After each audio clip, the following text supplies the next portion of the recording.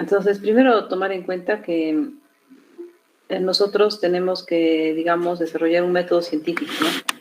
Este método científico es, digamos, el formato que seguimos para conducir las diferentes investigaciones que sean como investigaciones básicas para realizar, ¿no? Recordando que normalmente estas parten de las hipótesis que hemos estado viendo, pero de todas maneras cada una de estas hipótesis, hasta que llegue, digamos, a la conclusión o hasta terminar el estudio, vamos a ver que en general, pues, puede tener una serie de limitantes, ¿no? Limitantes que van a estar basados principalmente, digamos, en la pertinencia de presentar, digamos, diferentes errores de ejecución.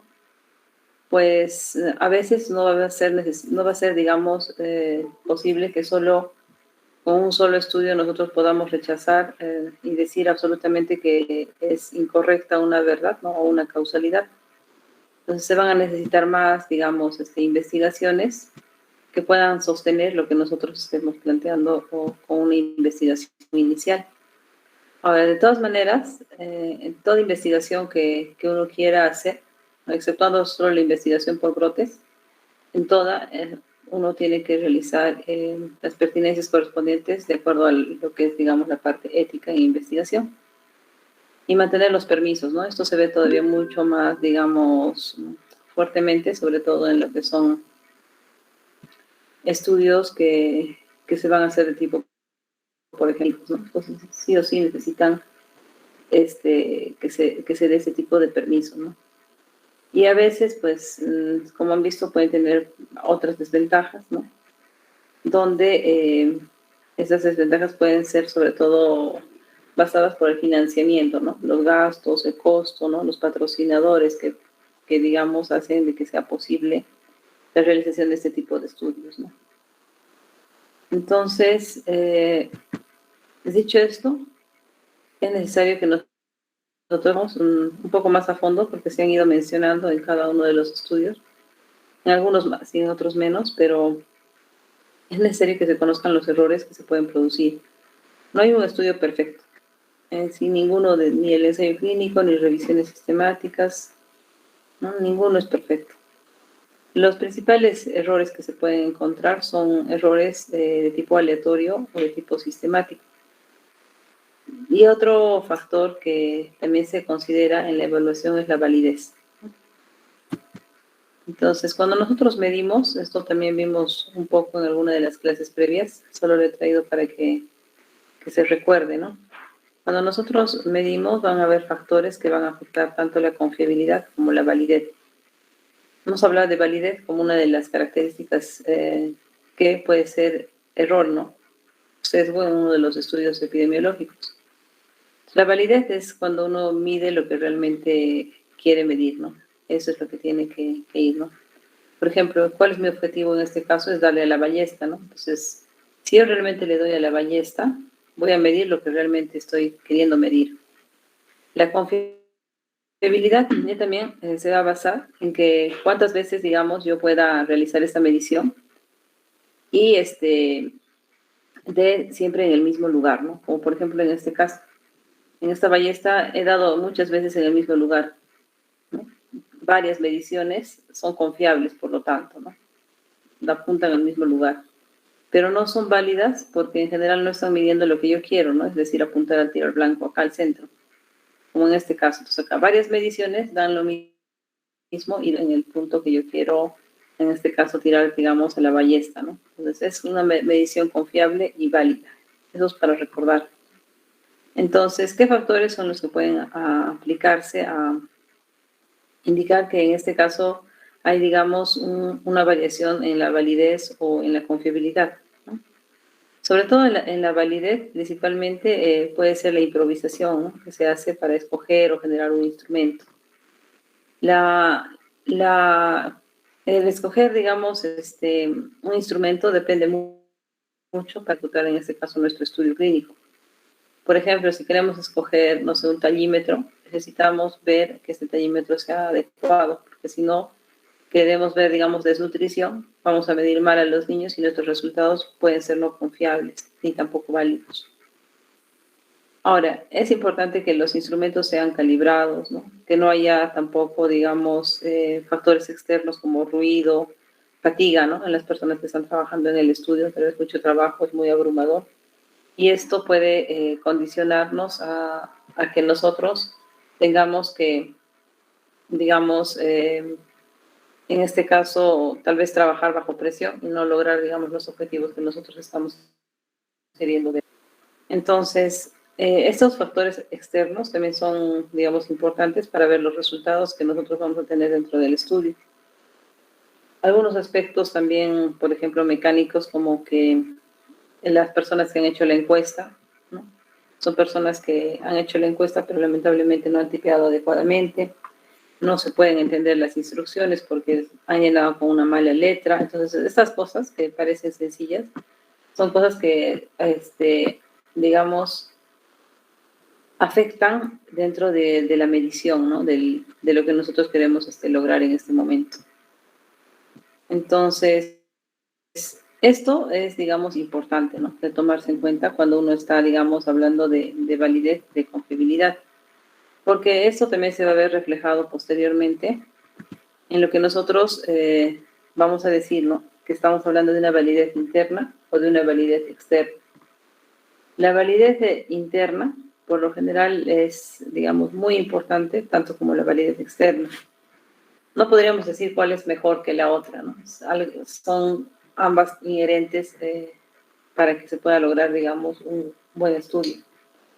La validez interna está relacionada mucho con la parte metodológica que tiene, digamos, en este caso, el estudio, ¿no?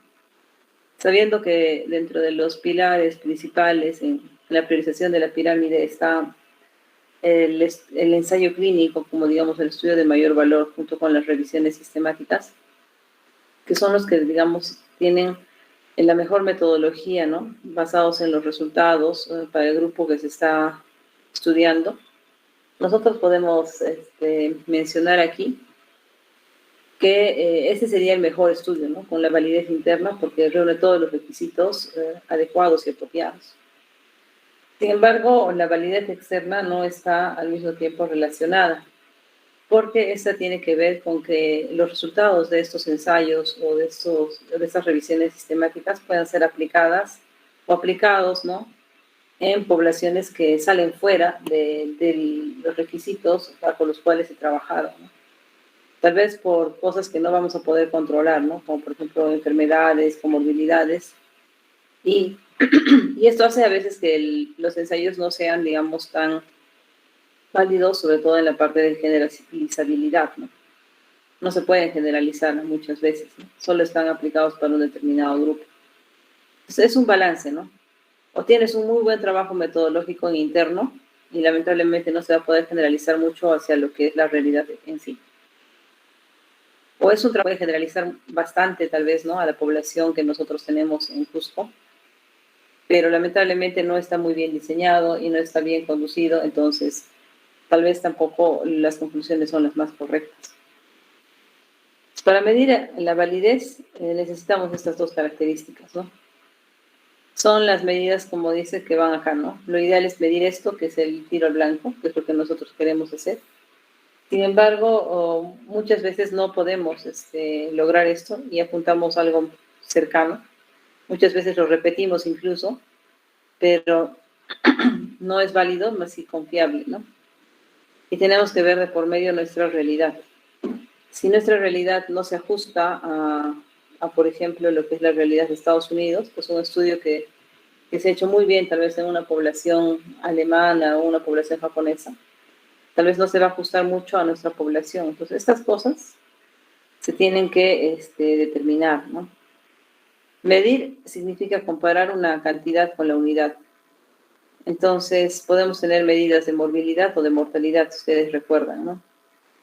Hay para eso diferentes ajustes que se pueden tomar en cuenta y siempre es necesario repetir esta medida para ver que esto sea confiable, ¿no? No basta con un resultado de una sola investigación. Esta errada es que no repiten a veces otros investigadores escenas semejantes y no sale lo mismo, ¿no? Hay mucho incluso de lo que es en ética de investigación, que les voy a dejar para que lean lo que es la página de Cayetano Heredia de Andy Equipo. Hay mucho fraude incluso en investigación. Hay que tener en cuenta eso porque cuando nosotros queremos hablar de validez, tenemos que primero verificar que el estudio que está siguiéndose es el más correcto, ¿no? Entonces acá hay el otro término que es el error, ¿no? Que el error es algo que está, digamos, inherente, ¿no? A la investigación biomédica. No hay, como les decía, una investigación perfecta en la cual ustedes van a poder decir que no tiene ningún error. Si sale alguien con eso, es que prácticamente haya más errores de los que probablemente hayan pensado que se han cometido dentro de la investigación y no es el estudio más idóneo como para poder probablemente leerlo o verificarlo. El error puede ser un error de tipo sistemático o puede ser de tipo aleatorio, ¿no? El sistemático puede valorarse de forma cualitativa y también se puede evitar. En cambio, el error aleatorio puede expresarse sobre todo de forma cuantitativa, en números, ¿no? Y es sobre todo más visible con lo que nosotros llamamos valor P menor de 0.05, de 0.01, ¿no? De lo que esté queriéndose visualizar, o a través de intervalos de confianza.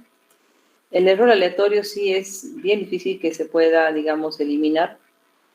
Se puede controlar, sí, porque como es un dato numérico a través de lo que es el cálculo del tamaño de muestra y aumentar, ¿no? El número de individuos que se van a seguir estudiando. Entonces ahí sí uno puede, digamos, mejorar este tipo de error, ¿no?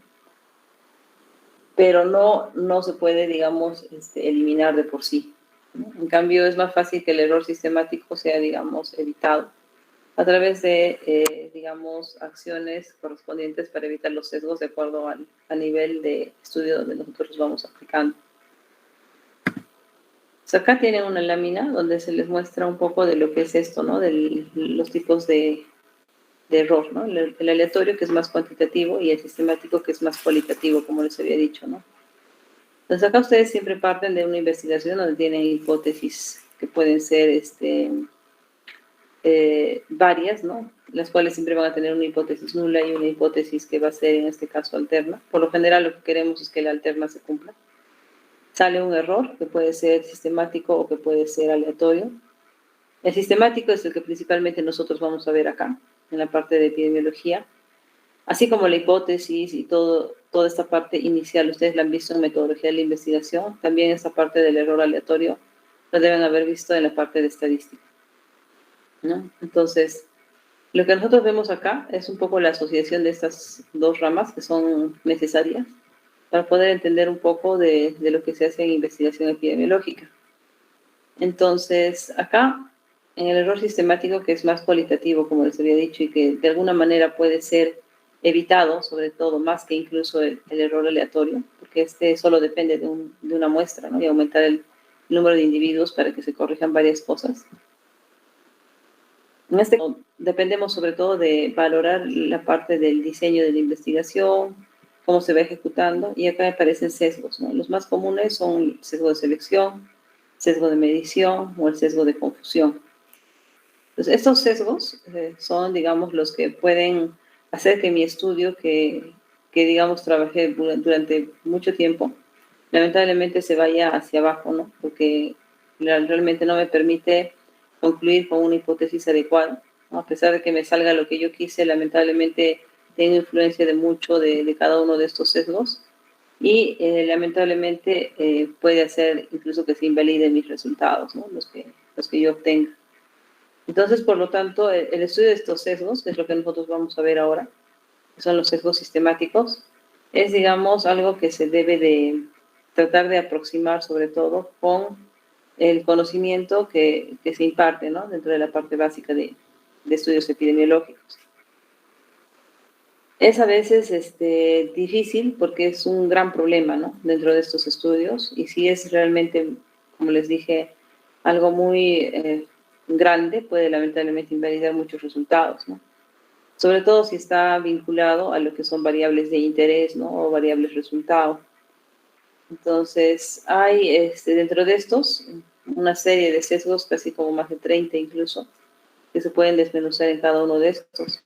Pero vamos a ver, digamos, los sesgos que son más comunes, que pueden ir afectando, ¿no?, a este tipo de estudios. Vamos a ver primero el sesgo de selección, ¿no? El sesgo de selección es un sesgo que ocurre cuando los participantes de caso, ¿no?, pueden ser voluntarios que desean ingresar a un estudio, ¿no?, y no saben qué tan representativos pueden ser de la población de interés. Eso quiere decir que, por ejemplo, yo puedo en mi estudio seleccionar justo a personas solo jóvenes, pero lamentablemente mi estudio, digamos, es un estudio que está verificando, digamos, el tratamiento con aspirina para enfermedades cardiovasculares. Y según, digamos, la data epidemiológica, me dice que las personas que son afectadas de este problema cardiovascular son sobre todo adultos mayores. Entonces, si yo en mi estudio, lamentablemente, porque quise incluir personas que me apoyaran, que me ayudaran, ¿no?, y la mayor parte que me aceptó fueron personas jóvenes, lamentablemente mis resultados solo van a ser aplicados para esta población y se van a salir fuera de contexto para tratar de aplicarlos hacia otras poblaciones. Y si son poblaciones que son sobre todo más comunes de contraer esta enfermedad, probablemente mis resultados no sean tan idóneos, ¿no?, como para poder sacar conclusiones. Entonces, acá, como dice, ¿no?, ocurre porque hay una diferencia entre las características de las personas seleccionadas para el estudio y las características de las que no fueron. Entonces, a veces ustedes habrán visto que hay algunos ensayos clínicos que terminan con la parte de intención a tratar, ¿no? El ITT, ¿por qué? Porque tratan de comparar con las personas que se perdieron, ¿no?, con las personas que no llegaron a participar para saber si los resultados serían los mismos. Igual, ¿no?, cuando hay, digamos, estudios de corte, ustedes pueden, lamentablemente, por el seguimiento, perder a muchos participantes y quedarse con una población que tal vez no es la más representativa de toda la población que ustedes querían estudiar. Pues vean que ahí ya de por sí, digamos, los sesgos están apareciendo, ¿no? No porque ustedes hayan hecho algo malo, sino que es parte, digamos, inherente a muchos de estos estudios y se trata de evitar estas pérdidas o estos errores dentro del mismo, ¿no? Entonces, genera una distorsión. Cuando ustedes tienen un sesgo de selección, normalmente tienen acá la población de referencia, ¿no?, que puede ser la población cusqueña. Y nuestra población muestreada puede ser esta población X. Si nosotros queremos ver, por ejemplo, desnutrición crónica en niños de la región de Cusco, entonces nuestra muestra debe ser lo más aproximada para que cojamos a todos los niños de todos los diferentes estratos, ¿no?, económicos, cojamos a los niños de todas las diferentes provincias, diferentes edades, ¿no? Si queremos, digamos, niños menores de 5 años, debemos tener una misma proporción casi semejante en cada uno de los grupos, cosa que nosotros podamos tener niños expuestos, ¿no?, para cada uno de los grupos que caiga en cada una de las casillas correspondientes de la muestra. Esta es la población de referencia. Entonces, los enfermos expuestos deben caer a esta casilla, los sanos expuestos a esta casilla, y esta población que yo tengo así de chiquita, pero que es la muestra de toda mi población cusqueña, debe ser representativa de toda esta. Si no es así para cada una de las casillas, lamentablemente la muestra no va a representar a la población de referencia, o sea, mi población cusqueña. Y por lo tanto van a estar sesgados por este sesgo de selección, porque tal vez obtuve más personas en esta otra casilla, ¿no?, sanos no expuestos. O tal vez obtuve muchos enfermos expuestos, ¿no? Y por ejemplo, baja acá la otra casilla, baja esta, y ya no son, digamos, representativos de la población a la cual yo quería aludir mis resultados. Entonces, hay varias fuentes para el sesgo de selección, ¿no? Dentro de estas fuentes tenemos algunas que van a estar vinculadas, como les decía en algún momento, con voluntarios, ¿no? Hay muchos estudios que inician con voluntarios, ¿no?, porque no tienen financiamiento, porque finalmente era costoso realizar, o porque no conseguían, digamos, a las personas para el estudio. Entonces, si son voluntarios, pueden caer, como les decía, ¿no? Tal vez en que todos sus voluntarios sean la mayor parte sanos y no tienen casi enfermos supuestos. Pueden ser participantes a los que les paguen. Muchas veces pasa esto en los ensayos clínicos, donde se les paga a los participantes, sobre todo para los de tipo fase 1, porque como la droga ha salido recién, digamos, de un experimento, ¿no? Digamos, una droga para tratar COVID-19. Ha salido recién, digamos, de un estudio en animales, quieren poblar, quieren probarlo en más o menos unas 10, 20 personas. Entonces, ninguna persona, digamos, a veces quiere participar de frente del estudio, ¿no? Lo que hacen es pagar, ¿no? A estas personas para que sean personas, como diríamos, conejillo de indias, ¿no? Donde se les va a administrar el medicamento y vemos qué pasa, ¿no? Pueden morir en el intento, sí pueden morir, ¿no? Entonces, ahí se pagan los participantes. Y estos participantes también pueden tener un cierto sesgo, ¿no? Tal vez no son de las edades ni de las características que nosotros queremos para, digamos, lograr la evaluación de nuestro medicamento. Otro sesgo también que ocurre acá frecuentemente es, por ejemplo, cuando sacamos datos de hospitales o de fichas clínicas, los cuales van a ser, digamos, sesgados solo a la población que atiende ese hospital o a la población que atiende, digamos, este centro de salud, ¿no? Con las diferentes fichas clínicas. Pero esos datos no pueden, lamentablemente, generalizarse a toda la población, ¿no? Por ejemplo, los datos del hospital regional, no podríamos decir que en el caso de infecciones intrahospitalarias se pueden ver igual en el Hospital Lorena o en el Hospital de Salud, que son nuestros hospitales más grandes de la región. O tenemos también, por ejemplo, enfermedades o factores que están en investigación, que a veces es difícil que haya, digamos, libertad para que haya personas disponibles para este estudio, ¿no? Entonces, hay cosas que me limitan en la población y lamentablemente por esto se van a ir sesgando mis resultados. Acá hay algunos sesgos que son frecuentes, como por ejemplo está el sesgo de autoselección, ¿no? De respuesta, como dice, o de voluntario sano. Justamente es cuando les decía, ¿no? Que hay muchas personas a veces saludables, ¿no? Entre comillas, que quieren participar, ¿no? De un estudio, pero lamentablemente tal vez no son las personas más idóneas para que se estudien ellas el factor que nosotros queremos ver, si no son otras, ¿no? Entonces, acá se excluyen a los que están severamente, digamos, enfermos, o se excluyen a los que están más incapacitados, o que, digamos, no pueden participar por el riesgo laboral que tienen, ¿no? Igual, ¿no? Por ejemplo, si tienen algunas enfermedades con riesgo laboral, como algunas enfermedades industriales, por ejemplo, mineros, ¿no? Entonces, ustedes tienen que ver, digamos, el riesgo en esa población, que va a ser diferente a una población que no esté expuesta a la mina. Las pérdidas de seguimiento que también les comenté, y eso son nuevamente los voluntarios sanos, ¿no? Entonces, este es un sesgo que ocurre por, como decíamos, autoselección, ¿no? Es propio o innato a ello. Ahora hay otro sesgo que es también el llamado sesgo de Bergson. Este sesgo de Bergson es un sesgo que se observa sobre todo cuando hay una asociación o espuria entre dos factores que influyen en la probabilidad de la asociación, ¿no? Se la llama falacia de Bergson. Por ejemplo, puede haber una asociación inversa entre tuberculosis y cáncer de pulmón. Los pacientes pueden ser, digamos, en este caso, pacientes con cáncer. Y los pacientes controles pueden ser otros pacientes ingresados. ¿Qué es lo que pasa acá? A veces pasa que la probabilidad de que uno ingrese al hospital, ¿no? O al estudio finalmente, y tener estas dos enfermedades es, digamos, más difícil, ¿no? Que tengas coinfección de tuberculosis y cáncer, la probabilidad de que alguien tenga esto es mucho más baja, ¿no? Que en relación, digamos, de que ingrese solo por cáncer o que ingrese solo por TBC. Entonces, de por sí, yo estoy generando, digamos, este sesgo que se puede ver con esta asociación que no es real, ¿no? Me sale una asociación que hay entre TB y cáncer, pero no es real porque simplemente probablemente tuve pocos ingresados dentro de esta evaluación. Luego tienen el sesgo de Neyman, o también llamado sesgo de prevalencia, incidencia o de supervivencia. Y acá, por ejemplo, la asociación, que sería en este caso la exposición como a la imperial, está asociado con lo que es, digamos, el evento o el resultado, que sería el accidente cerebrovascular.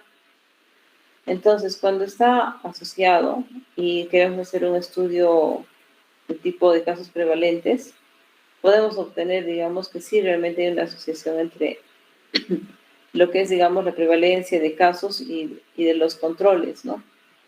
O en este caso sería principalmente para los casos, ¿no?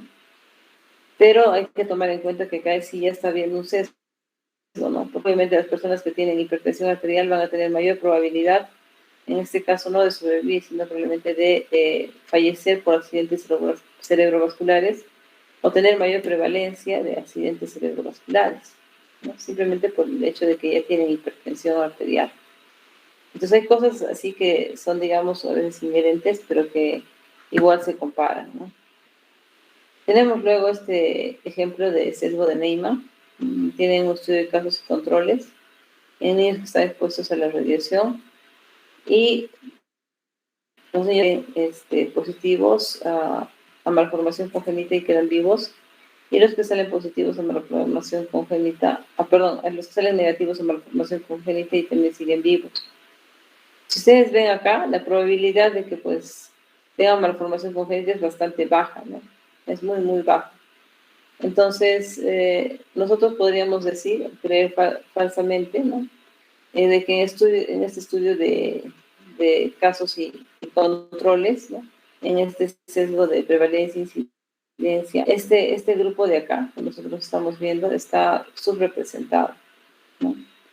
¿Por qué? Porque estos de acá pueden morir rápidamente, entonces el número baja más que en el caso, digamos, de los que son vivos sin malformación congénita, ¿no?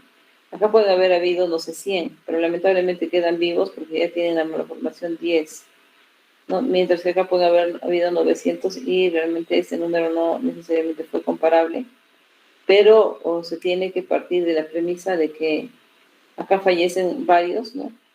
Y probablemente eso puede ser que disminuya, digamos, la representatividad, ¿no?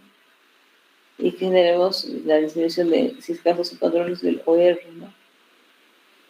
Lo mismo acá, ¿no? Que se les está mostrando en general.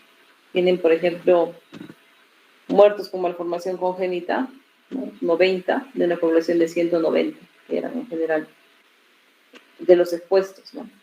Y de los no expuestos, 5 de 15. Entonces, ustedes recuerdan que es la misma tabla, mientras que muertos, perdón,